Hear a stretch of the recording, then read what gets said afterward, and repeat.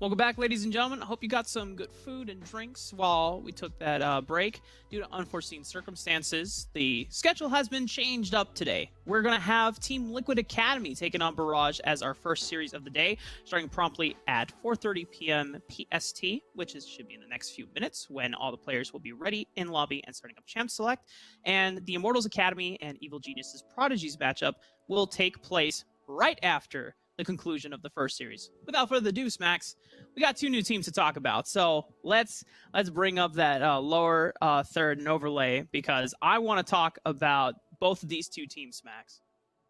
Yeah, I'm very excited for this second matchup. I was excited for the first one too, so I'm excited We'll that we're later today. Still getting to watch them later. Yeah, I'm glad that we still have that to look forward to today. But touching on these teams that we're about to watch with this first series of the day, we have Team Liquid Academy and Barrage. Team Liquid being the second seed in this tournament, and Barrage all the way down at 15. And if you've been watching the Proving Grounds circuit over the course of this year, you'll know that Barrage is a little bit underseeded here. That is because they've had some technical issues as far as their results are concerned, but they did still qualify for this event with that finals appearance against CLG Academy over in the Nerd Street Last Chance qualifier, where they did take that series to a very close game 5. So very glad that they are here in this tournament. Very glad that they are up against some of the best players that we do have in Academy and in this tournament as a whole in Team Liquid Academy. Absolutely. For those that didn't get a chance to catch the Arena of Legends tournament, which is the only other tournament that most of the top 6 Academy teams have been able to participate in apart from the regular season, Team Liquid Academy took home the crown, being able to dominate FlyQuest Academy in a 3-1 finish, taking home first place. But they are coming in as the number 2 seed. But just because, this is the number 2 seed, and this is the, like you said, Smacks, the projected number 15 seed overall in Barrage, these guys do not, sell them short. They are very underseeded. They are by far one of the best teams that Amateur has to offer coming into this Proving Grounds tournament so far. So being able to see some of the best in Amateur going up against the best of Academy means that we are down for a dynamite clash, and we're looking forward to see how these two teams stylistically match up. And for Barrage, for those of you listening who have only been following the Academy side of things, this is a team that has been in the undisputed top 3 of the amateur side of things, at least for the first 3 tournaments. We did have the Risen tournament, Big League, and then Challengers Uprising. These guys were a part of that top 3 with the team now called No Org and Solafide, who did have an unfortunate departure from this tournament. So Barrage, part of that just means that they are the best of the best that we do have in the Academy side or the amateur side of things alongside No Org. So for these guys to be going up against the best of the best for amateur too, this is sure to be a very, very cool clash, and a very important one too, to start to answer that question of how big is the gap between the amateur teams and the Academy teams. So for Barrage, they do have a pretty tall task today while they are playing up against Team Liquid Academy. And that's not even talking about the gameplay either. It's just, can they make that name for themselves on the amateur side of things in this tournament? Of course, it is still a very long tournament. It's only the winner's side as well, so they will get multiple chances to do so over the course of this month. But it all starts here, Rafa. Smacks, we are getting just a lot of surface level, not enough specifics here, Smacks. And I want to start diving into some of these player matchups. One of the ones I'm really looking forward to is this bottom lane matchup, Yon and Ayla taking on Gorka Winner. I know you are particularly a fan of both of these supports. I absolutely am, Rafa. In specific, I am a big fanboy of Ayla, but, I love my boy Winter over there. I've gotten to talk to him on a couple of talk shows as well, most recently the Proving Grounds pod that I do with Cubby. And nice yeah, plug. Winter is, oh yeah, thank you.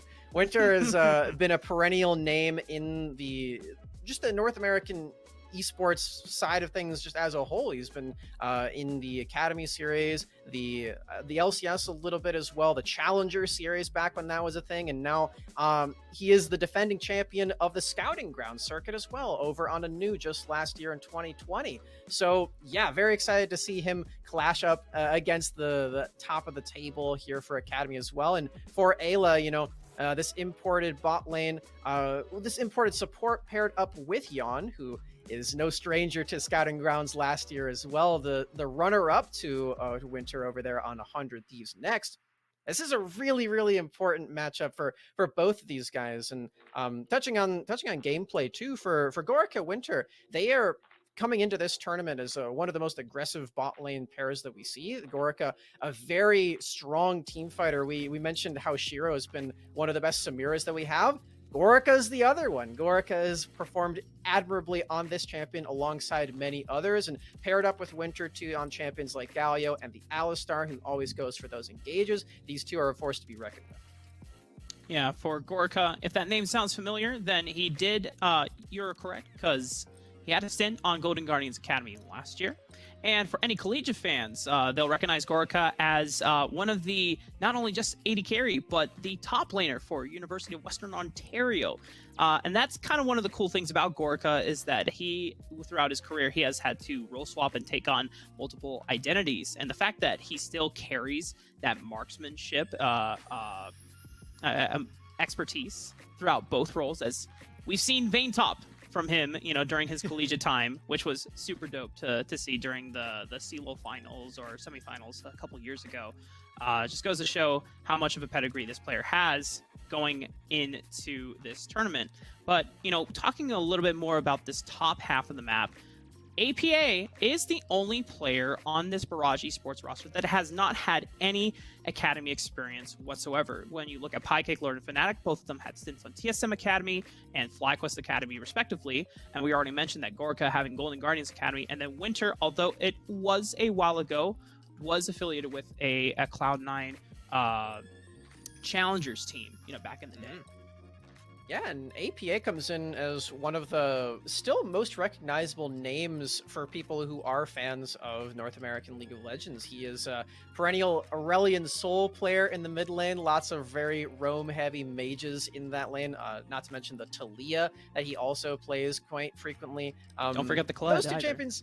Yeah, those two champions aren't really in the meta right now, so instead of that, we're seeing him on things like the Enchanters in the mid lane. The Karma has been a really big one for him, Seraphine as well, and then he's got some other the meta mages too, things like the Orianna has been working on, and been solo killing people like Tuesday in a lot of these games as well. So APA comes in as one of the biggest names in the mid lane in this tournament, and one of the ones to watch out for sure. And paired up with Jungler Fnatic, these two are a duo that really like to wrest control over the entire map and get that Jungler Fnatic very, very far ahead, very early on.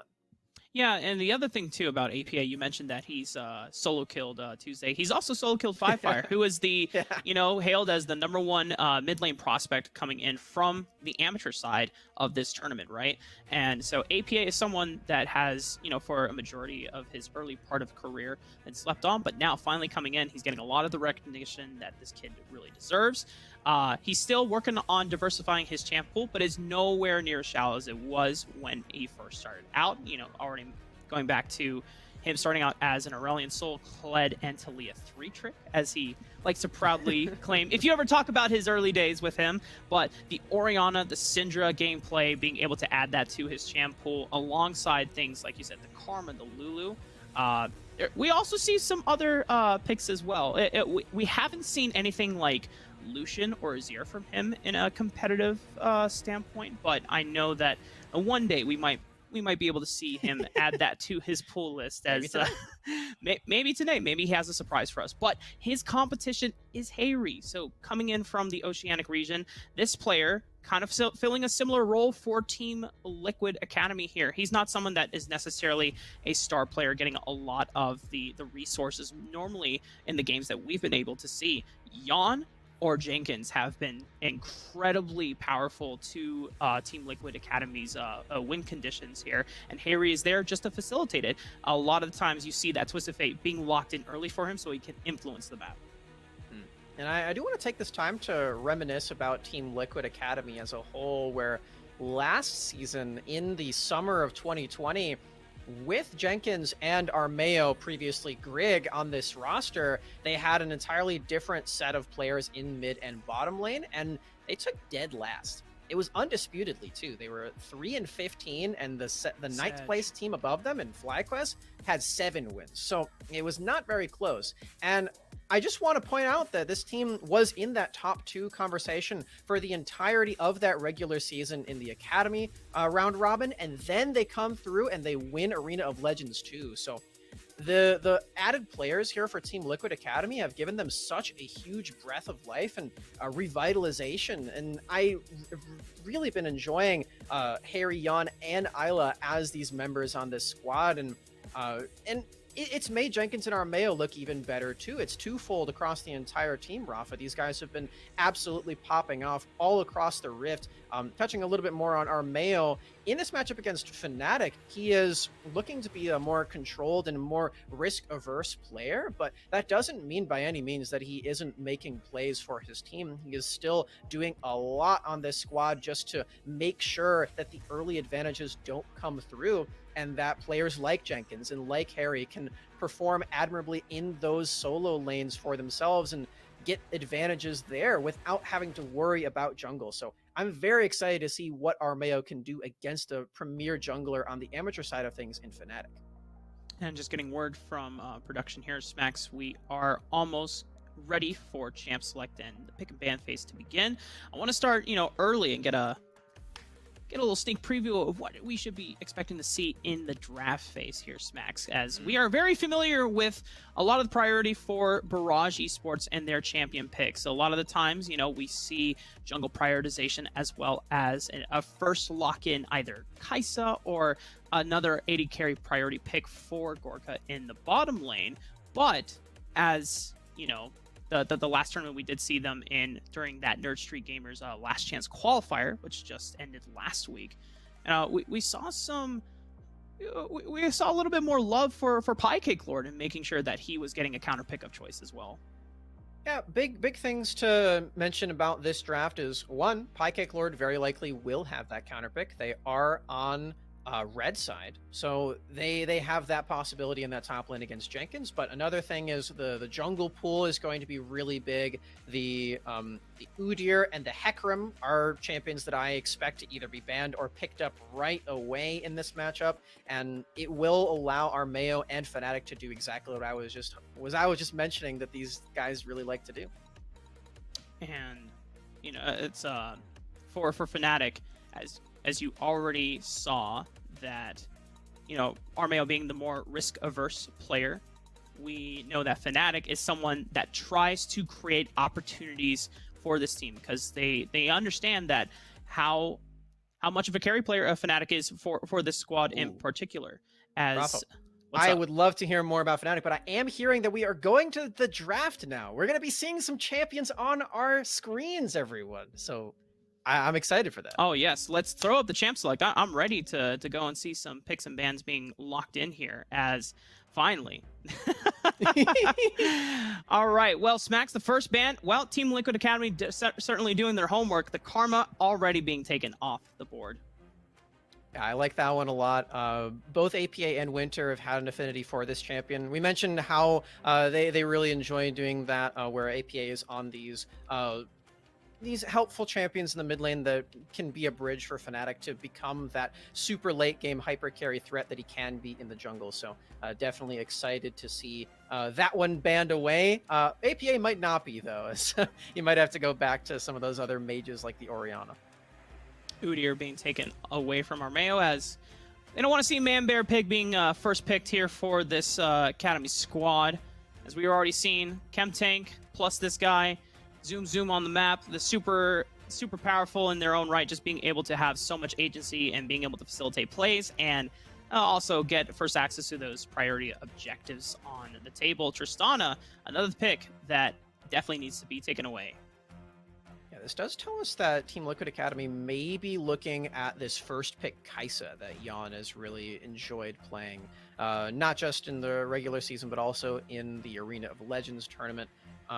Taking away that Tristana does mean that Team Liquid Academy don't want to be first picking that flex pick champion, which is rather odd. Usually you're seeing that champion banned away on the red because it is just so flexible and you can lock that one in right away. But it tells us that Jan is really prioritizing that champion unless Barrage want to be banning that one away, and they do. Ooh, Kaisa being taken away from Yon. You know, the funny thing, Smacks, is about, we know Yon coming from his experience in 100 Thieves Next last year during the summer, the scouting ground circuit during the summer of 2020. And Yon being on a team with Kenvi and Tenacity makes you play weak side a lot of the times. And so we knew him for things like the Ezreal and the Senna, but Yon has evolved into such a formidable carry player in his own right. And Team Liquid Academy haven't trusted him with a lot of resources, and it's just, honestly, someone, and just from us and our perspective, watching him grow up, it's awesome to see Barrage kind of giving him the recognition that and the respect that he deserves, taking away that priority ADC away.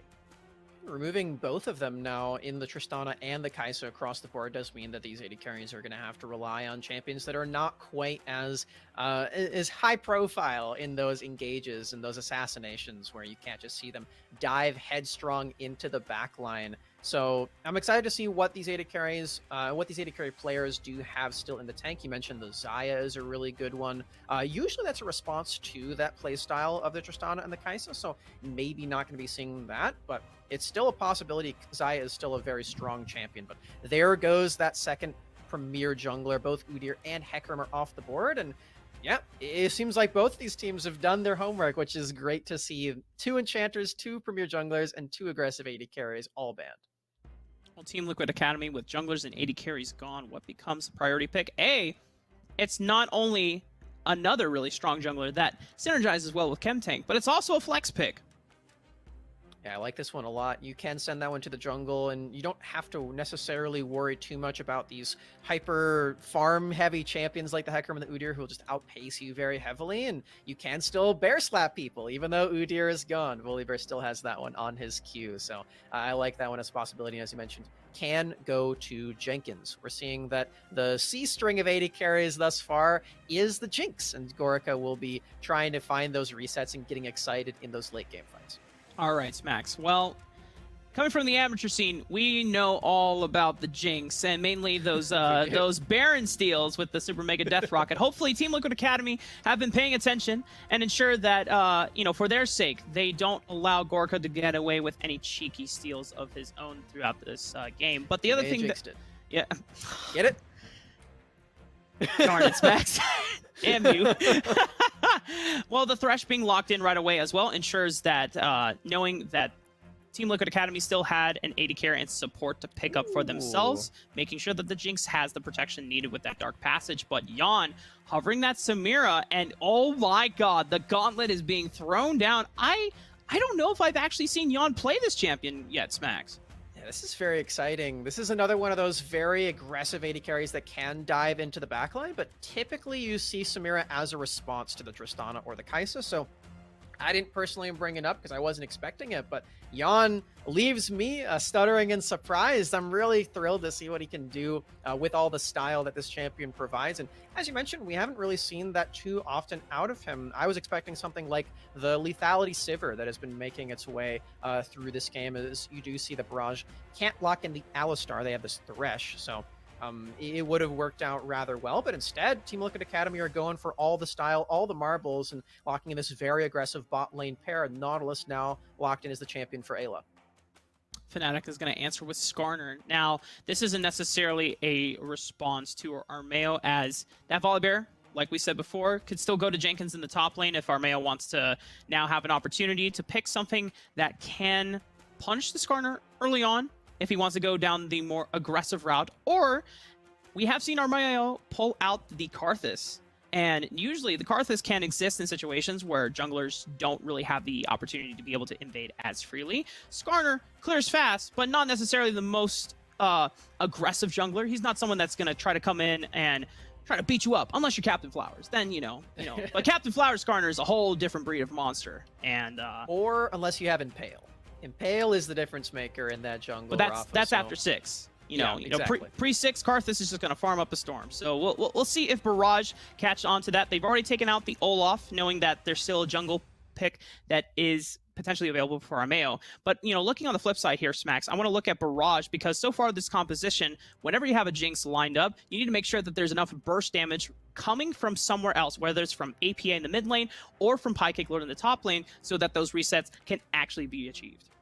Yeah, you absolutely do. One other way you can go about it is just having enough pick potential to where Jinx gets to kill exactly True. one person, and then you get to get excited, and then you become this huge threat. So with things like the Dark Passage and the Impale, Barrage have accomplished that goal. It's yet to be determined if they will try to accomplish the other goals there. As you mentioned, both solo laners are still on the board, and also, they do respectfully ban away this Olaf, like you mentioned, not knowing whether or not this Volibear is going top or jungle. We're seeing that for Team Liquid Academy, they are removing some of these blind picks that Barrage have affinities for. The Galio for APA, this roaming champion that he really likes playing. It's the most meta thing that you can do that is similar to that Aurelion Soul and Talia thing that he likes. And the Gnar as well as the blind pick that is really safe for a top laner like PCL. But we're seeing that the Victor is the blind pick for APA mid. Well, we talked about burst damage. I mean, not only Victor has that, but he's also got pretty damn good sustained damage as well if he hits that second, third item power spike, right? The Victor just bringing so much to the table here for the side of Barrage. Crowd control with the Gravity Zone, and then the Chaos Storm should be able to get enough burst damage for Gorka to be able to pick up those resets.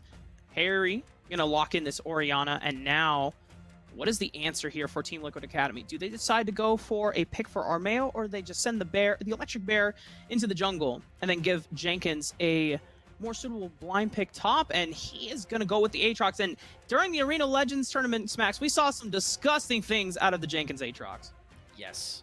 As funny as it would have been to lock in Gragas and then you still are scratching your head as to what it would be, it would leave Team Liquid with a lot of magic damage. So I was hoping, I was like, oh, wouldn't it be so funny if they did this and you still didn't know? But they're not going to do that. They are going to lock in the Aatrox. And as you mentioned, Jenkins is very, very strong on this champion, but it may be against the Darius. Oh, it's against the Camille for PCL. This is another one of his most notable champions. Alongside that, and the Wukong as well, as he really likes responding to the Aatrox with in this game. But again, Rafa, we're seeing that Barrage are very focused on that pick potential on this team.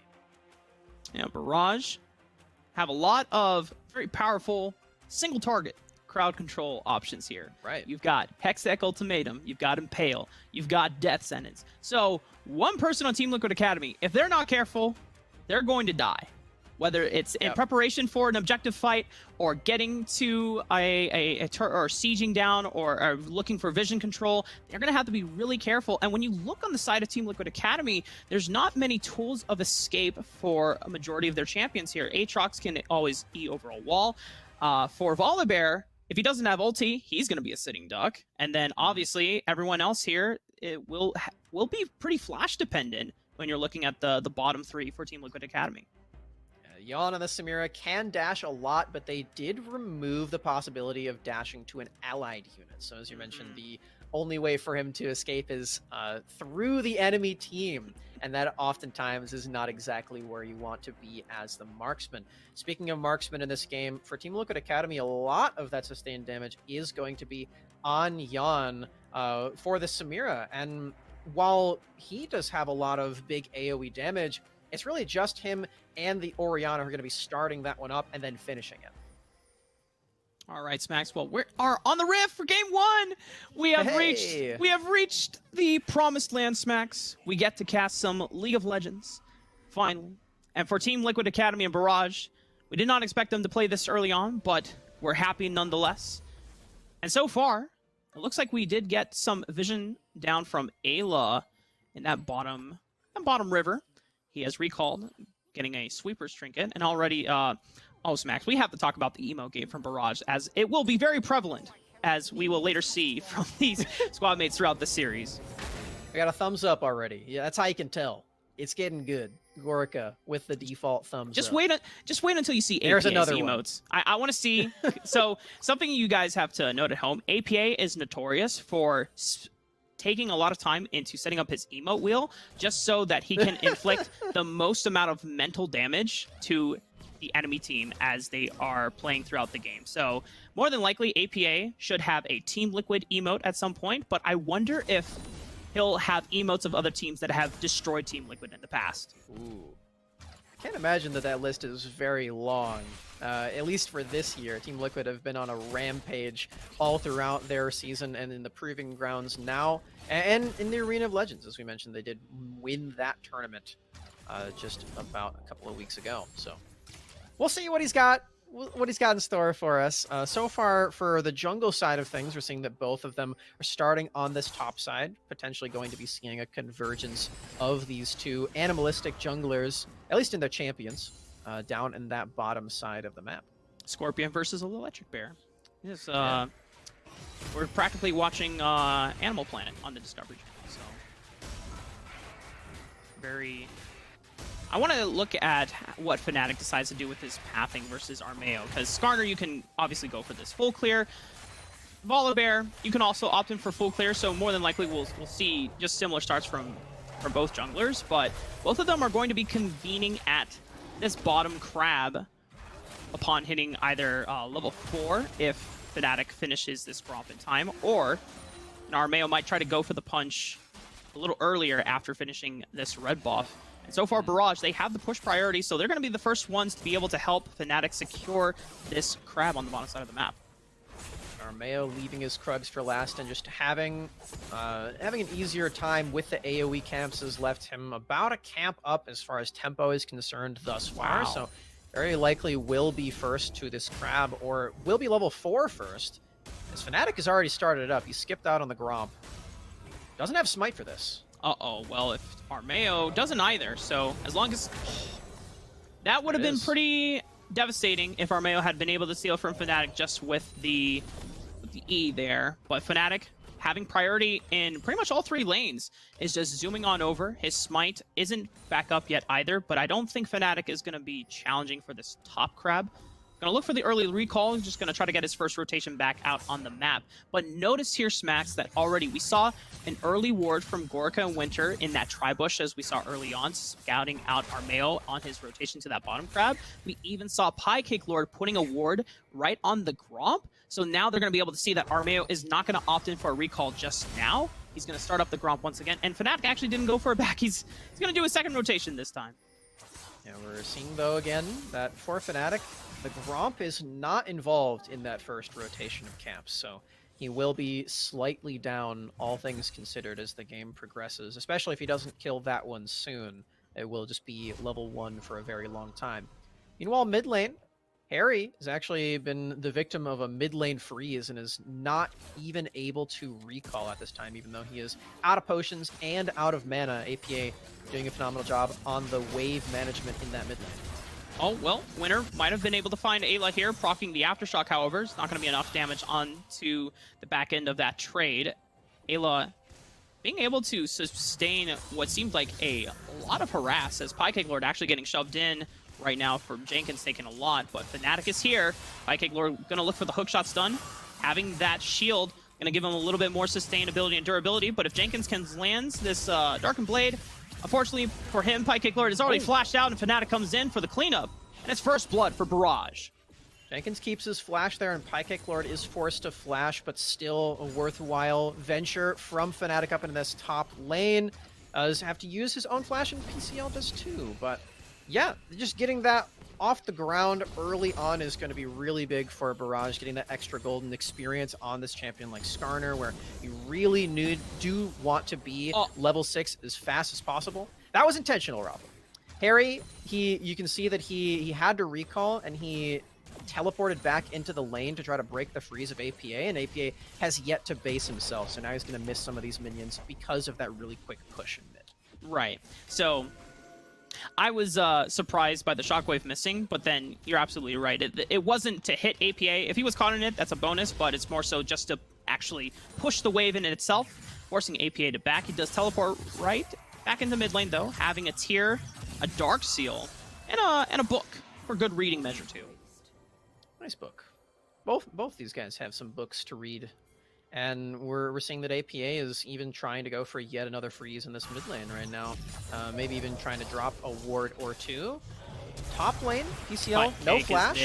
Yeah, well, Hextech Ultimatum might actually be enough. Jenkins just needs to be able to hit one Darkened Blade and it'll be lights out for Piecake Lord. And there it is, Armeo being able to punish the fact that Piecake Lord didn't have a flash. Jenkins still doesn't have to use his own there, so finding that kill is really big in this top lane. Lots of volatility up there, which is rather shocking to me because for Team Liquid, they do have this Samira bottom lane who really wants to be snowballing as soon as possible. So you can just dash in with your E carefree, as your team will be strong enough to support you, and you can just shoot everyone to the ground with the ultimate. So we'll see if Team Liquid agree with me and they want to get Yon off the ground earlier on. Hasn't happened quite yet. Yeah, watch this, Max, though. Harry trying to get push priority on APA as we actually have potentially 2 skirmishes going on. APA already throwing out the Chaos Storm. Harry hasn't thrown a Shockwave, but doesn't seem like he has enough mana to burn it anytime soon, as both of them going through their corrupting potions. There's a couple biscuits for APA left over in his inventory, as Armeo was able to steal some chicken nuggets away from Fnatic, and now he's going to use this time to hand off the blue buff over to Harry. But we can take another look at this top lane scuffle here. You see that Armeo's waiting in the wings for quite some time up here. PCL tries to knock Jenkins away with that ultimate and then tries to double dip, getting that extra shield with his passive, but it's not quite enough to help him survive in that 1v2. Will go down. Oh, nice hook from Winter. Oh, wow. Might land onto more, but Winter takes a lot of damage as Ayla is able to respond with a dredge line of his own. Both supports trading damage onto Yon and Winter respectively, as they're going to get another push in. The dragon is up on the table. It's going to be a Cloud Drake. But for Fnatic, as he's clearing out his bottom side jungle, it looks like Gorka and Winter want to go for a reset. So this does not mean that Barrage will be able to pick up this dragon anytime soon. It's a really nice control word in the pit right there for Team Liquid, as Barrage actually did spot that one out. Fnatic was thinking about starting up the dragon, but seeing that there is a control word in the back of the pit and knowing that you do have to auto-attack that one 4 times, or just leave it up and have Team Liquid know that you're doing it the entire time, not choosing to continue on that venture. So we'll go back to clearing, and we'll go back to trying to hit level 6, which Fnatic now does do. He has that Impale, has second tier boots, and he's looking to stab somebody with his Stinger. It's not going to be fun for the person that does get stabbed, as being stabbed is not a fun experience, Smax. As someone who... yeah. Yeah, playing against Garner is definitely something that you have to always be careful about, as very easy to execute. But for Team Liquid Academy, they're rotating their bottom lane over through this mid-river entrance, and it looks like Fnatic just decided to say, hey, we can't actually compete for this dragon, so it already has the reset. It's going to be first out onto the top side of the map. Maybe he can find a tempo advantage against Armeo as he finished the dragon for his team. But for Barrage, I'm a little curious that it seemed like they had first punch, but, you know, communication saying between Barrage that, hey, we actually don't care about this dragon. We're going to look for opportunities and advantages somewhere else.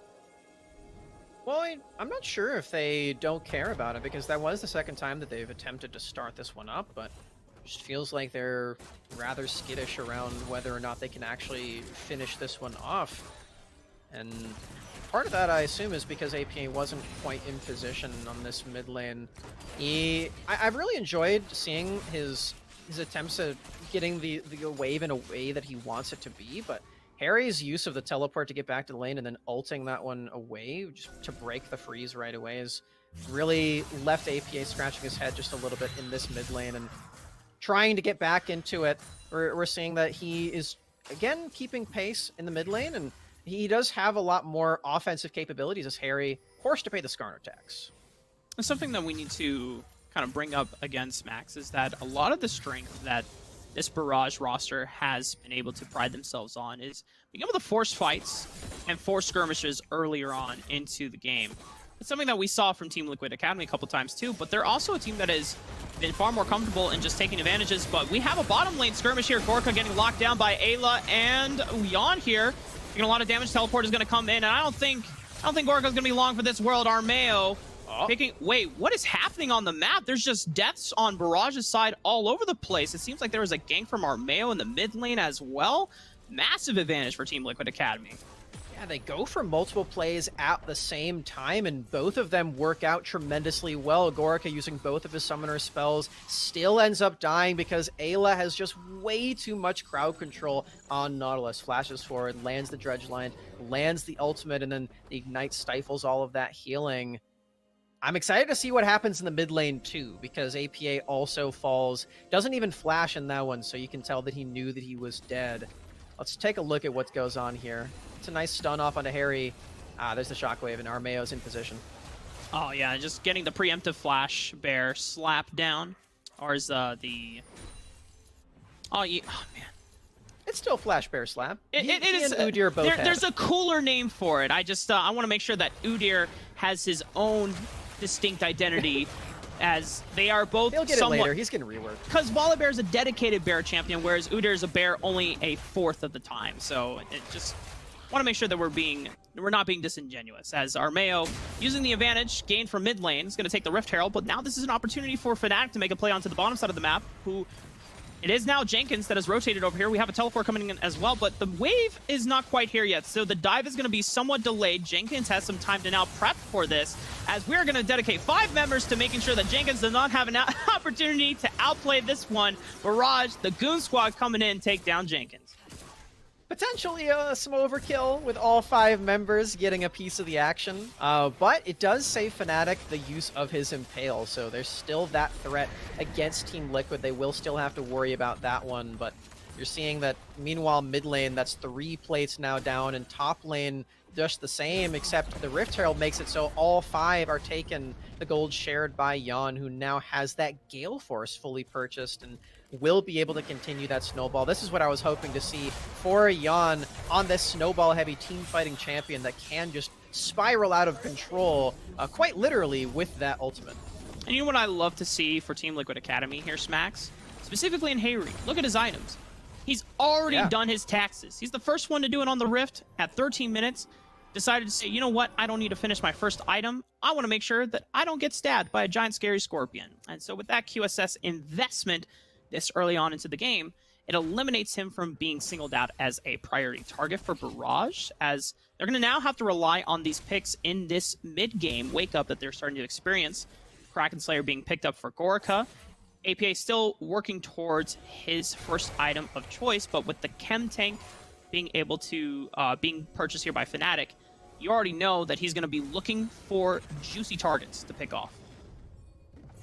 It's got to happen around this second Drake of the game here, Rafa. Infernal Dragon is on the board in 10 seconds for Barrage. Here comes the flash. Flash. Oh! Impale into the Dark Passage, and good night, Jan. There's no way out for you on that one. And without the Gale Force Samira on the board, this should be a dragon that Team Liquid will not contest. What a play from Barrage. They noticed that Jan went for the Serrated Dirk instead of paying his taxes, and the tax collector comes through, makes him pay his dues in the death. That's a nice shutdown onto Jan, and just a nice display of mechanics there from Winter and Fnatic, who are no stranger to that over the course of this year. We're seeing that these two were one of the first duos to accomplish the Nocturne Rel combination, as we know that these two guys have a really nice propensity to just layer their crowd control and layer their champions exceptionally well. And knowing the history between Winter and Jan, as these two faced off against each other multiple times throughout the scouting ground circuit last year, as Winter was on that new esports roster that eventually was the overall winner of the circuit, and Jan on the 100 Thieves next. Just seems like old times, Smacks. Winter getting looking to get the best of Jan, and if Jan doesn't invest anytime soon, we might as well call him Al Capone and Fnatic the IRS, looking to hunt him down once again. When in his career was Al Capone actually caught? Because it seems like Jan only lasted 15 minutes. I think. I thought he did get caught. I thought he got sent to Alcatraz. Oh yeah, but it was later on in his career, right? I don't know. I'm not an Al Capone. History lesson for another day, Smacks, as we are... Yeah. We'll check it out later. We are 16 minutes into the game. This will be an Ocean Soul game. Both of the teams would love to obviously pick this one up, having that extra regen, being able to sustain themselves in fights, especially for a reset comp like Barrage have with this Jinx, but also, you know, in its own right, Team Liquid Academy having a similar reset composition of their own. Both of these teams, in ways, are going to be wanting to play team fights similar, looking for some amount of burst from their mid lane mage, and then following up with the AD carry to just pick up resets and clean up the rest of the fight here. For Barrage, though, if this game continues as it has been, it will be more and more difficult for them to accomplish that, as the gold lead is now up to 3,000 just off of laning and turret taking alone. It seemed that Rift Herald was very devastating in that top side. I would imagine if we took a look at that gold, that all of the Team Liquid members would be up on their opponents. Even in that bottom lane, where we're seeing the Gorica has a pretty nice CS lead. He's got about 15 up over his opponent, but hasn't been a part of these team fights quite yet. Hasn't been able to get excited outside of those 2 assists that he got. And now it's even trickier for him to find Jan, because Jan has now paid those taxes. So you're seeing our awesome observers bringing up the gold charts here. 700 gold lead for Jan against Gorica. Almost 1.5k for Harry against APA. Yeah. A lot of the investment from Armeo in that gank early on, being able to help propel that even further. And just also, you know, looking at the top lane, despite the gank that Armeo had, Piecake Lord being able to get himself back into the game. Also, there was a 5-man goon squad that attacked Jenkins on the bottom side of the map just a few minutes ago. So Trinity Force being picked up here. This does enable Piecake Lord alongside his Executioner's Calling to lane not only against Jenkins, but also to pressure him in the side lanes, as that is another strong win condition that Barrage always have in the back of their pockets. Go for this plan, Armeo. There's Hexic Ultimatum. Gonna land on an Armeo, but a 3-man shockwave from Harry is gonna dissuade the fight from going out even longer. And Armeo is gonna be able to walk out. Beautiful stuff from the mid laner of Team Liquid Academy. Ayla looking for a re-engage. Jenkins on the flank, looking for APA. Fnatic is already gonna take it down. Yon looking for the reset. Death Whirl comes out. Jenkins flashing over the wall, finds Piecake Lord on the backside of that one. And what seemed like an advantageous pick for Barrage turns into disaster, and Team Liquid Academy propelled themselves even further into the game. Oh, we're seeing just how difficult it is for Barrage to find these picks in a game like this where they are this far down. That's 3 picks for Team Liquid in the end. Barrage can't quite find all of their ultimates in that one. Can't find that Impale either, where PCL is going headstrong into that backline, trying to find that ultimate onto Armeo. He already has this mythic item, the Turbo Chem Tank. He already has that one built up, and he doesn't go down that easily, sweeping through that entire fight, picking up that Rift Herald 2, and trying to maybe find that 3rd turret in the game. Meanwhile, Gorica does pick up one for himself, but it's just not equivalent in that trade. Oh, and Harry finding an opportunity on the winner, knowing he doesn't have flash, burning the exhaust, but he's turning it around. Gorica is here for potentially the re-engage. Harry having the flashback does take down winner, but Gorica gets vengeance on his fallen support. And that was really close. That was a nice use of that Quicksilver Sash there too. It's not just for the Skarner, ladies and gentlemen. You can use it to remove yourself from a death sentence, but despite that, Harry does still find himself falling, and the dragon fight ensues now. More fighting. Fnatic, though, finds Ayla and says, you know what? If you're going to dredge land into me, let me just impale you and send you right back to the graveyard. Piecake Lord coming in with a flake of his own, teleporting in, finding Yon, and Gorica now has the resets, looking for more. Super Mega Death Rocket will find the mark on Armeo, takes down the bear. It's hunting season, and Gorica is the hunter looking for more, but he's got a giant machine gun, so is it really a fair hunting season for Barrage? It doesn't matter. They have an opportunity now to start the Baron.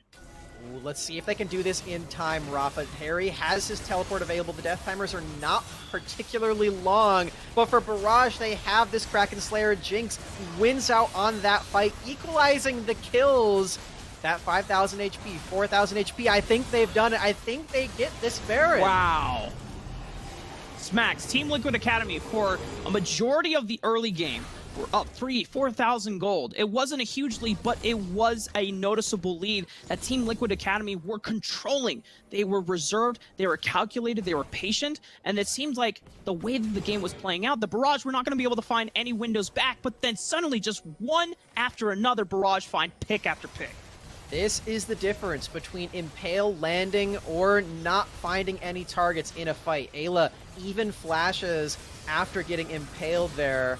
And now the front line just completely dissipates for Team Liquid. We're seeing that Jan has a really tough time operating in this fight without that Locket of the Iron Solari. Nautilus does go down right away. His jungler follows, and now 7-7 in the kill lead. The gold is all but even for Barrage, and now we get to see what they can do with the Baron too, Rafa. What a comeback into this one. Now it's anyone's game. And just right in time for another noticeable item wake up here for Barrage Esports. Phantom Dancer for Gorica. And it looks like a Dead Man's Play for Fnatic as well. So he's even faster than before. So if you thought that you were having a hard time getting away from this Scorpion looking to impale you, it's going to even be more difficult for Team Liquid Academy, and their item wake-ups are being delayed because of them having to invest into the QSS stacks. We're seeing that power trough that often comes through when you are playing against Skarner. You have to spend 1,300 gold on all of your priority targets so that they do not become susceptible to that ability. We're seeing that about 4,000 gold has already been dunked directly into countering Skarner's ultimate. And the gold is even as far as the stats are concerned here, Rafa. So you could even make the claim that Barrage has a 4,000 gold lead because of this.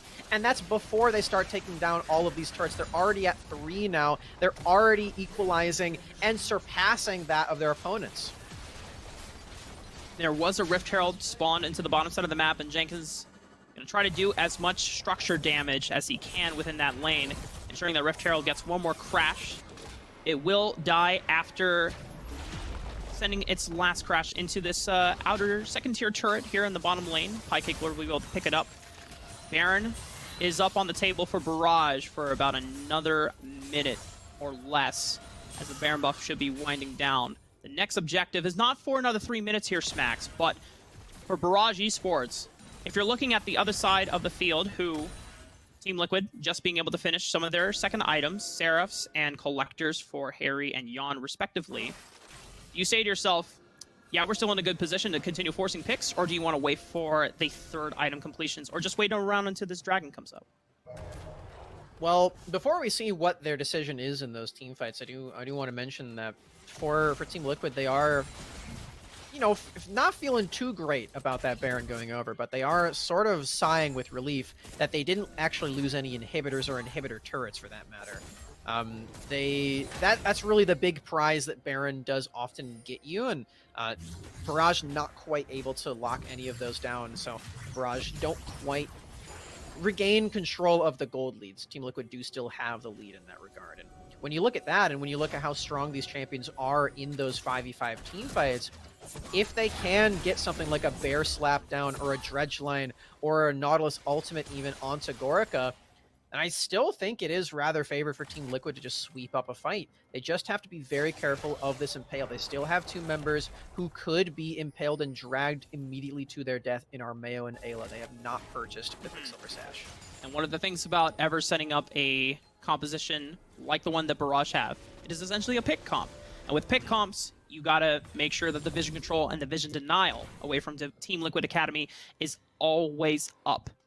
And so you saw the amount of time that Winter and Fnatic were investing into clearing out the wards, the jungle entrances in that bottom side, knowing that Dragon is about to come up about a minute's time, 15 seconds and change, and making sure that those jungle entrances are covered and swept out makes it harder and more scary for Team Liquid Academy to actually face check those situations, because for Ayla, even though he's a tanky Nautilus, both he and Armeo still don't have QSS. So if they're yoinked in and they don't have ways of being able to get out, that's 1 member less that Team Liquid Academy will have to be able to challenge this dragon, and it just means that Barrage will have an easier time of being able to secure it. Another tricky thing is that while Barrage do have a lot of pick tools, wait, hold on. There's the QSS. Oh, beautiful gets stuff it. from Fnatic because he forces it early just with the pressure of the E-stun. Oh. However, they look for a re-engage. Shockwave catches APA, landing into his Reg line, and now Gorka has to flash away in danger. But Pycake Lord says, I have an opportunity to go for Harry onto the backside. But Jenkins takes out Gorka, but will it be enough to clean up the fight? APA is still alive, and he's putting out a ton of magic damage just on the Victor here. Pycake Lord also forcing out Armeo of his own base. Gonna have to recall outside in the jungle. It's the only place that is safe, and Barrage will be able to demolish the middle inhibitor. Jenkins finding that kill is the difference between Team Liquid surviving in this game or dying, though, Rafa. Jinx is so devastating when it comes to the siege threat that she can bring to a team. So killing Gorka right there does mean that they keep control over this Nexus, and they keep control in this game one. But keep is a strong word. They are letting it slip through their fingers as Barrage do find yet another incredible pick onto Yon. Quicksilver Sash be damned, they get through so much crowd control, and this is what I was going to get at before Yon proved me right. There's still so much crowd control on Barrage. You have Death Sentence, you have Impale, you even have the Hextech Ultimatum, which you can't do anything about. If you get hit by that, you're just stuck in that hexagon until you either run away or die. So that QSS is not going to help out as much as you would like it to against a composition like this. And for Barrage, they're really making that work despite all of this itemization being put to counter Fnatic specifically. Now, Team Liquid, they are definitely feeling the pressure here and trying to set up potentially a good old Death Brush. Fnatic might be the target here, but he just wants to go for Yon. Dark Passage, however, is there to be able to make sure that Fnatic can reposition. The stun goes down on Ayla, and that's the first reset for Gorka. Now looking for more. Jenkins trying to get into the backline, but does he have enough damage? No, he does not. Double comes out for Gorka. It's a triple for Gorka, and now they're going to run down Armeo. Once again, Gorka getting the giant rocket launcher on his back. He wants Electric Bear on the table for dinner tonight, and Barrage Esports are going to march it down into the base. Team Liquid were trying to set up that Death Brush, trying to use Yon as the bait, but he's just a little bit too frail. He does end up dying. But they're trying to flash forward for Harry, trying to get the style points to try to end the game. No. Shockwave hits nobody. This might be it. Armeo trying to do his best to defend. He has to prop the Stormbreaker, but it's all just for naught. Barrage are so damn strong, and they're just going to look to end the game. Ayla and Harry do not have access to Gorka. Everyone's just auto-attacking the Nexus, and Barrage, they take game one off of Team Liquid Academy. Whew. I did not think that we were going to get to a point where you were going to say that, Rafa, but Barrage prove us wrong. Going to match point in this series in that first round. Wow. We have to remember the stakes that we set up before going into this one, where Barrage are the best of the best when it comes to the amateur teams, and Team Liquid are the best of the best when it comes to the academy teams. We're seeing some very close games like this, and then Barrage even pulling ahead and winning game one. Oh man, this series is already delivering exactly what I wanted it to. And just to give context to how dominant of a team Team Liquid Academy is, we saw these guys over in Arena of Legends completely dismantle 100 Thieves Academy, another strong contender in this tournament, and no slouches themselves. And the fact that we saw Team Liquid Academy completely destroy them in that series, now they didn't get destroyed here per se, but they were defeated by Barrage off of well-timed picks and just being able to set up Gorka for success. They executed to the composition and win conditions that they were looking for, and all we can say is just like, I mean, we love Barrage, and we know that these guys are a good team, but to have the series start off this way was not what we were expecting going into this matchup.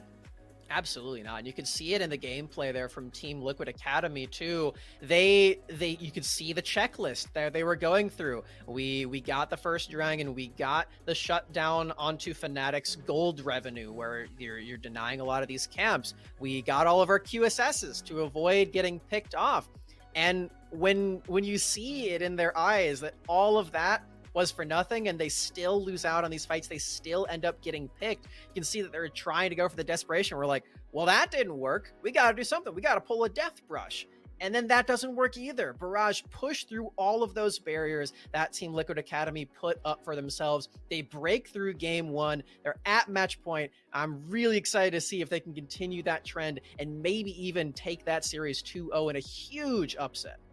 Absolutely. Game 2 will be on the horizon, folks, so don't go anywhere. We'll be right back.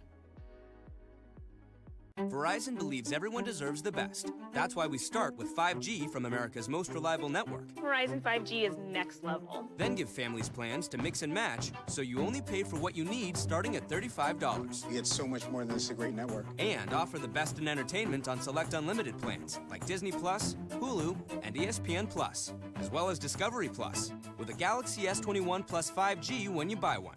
There's no reason to settle for less than the best. Only from Verizon.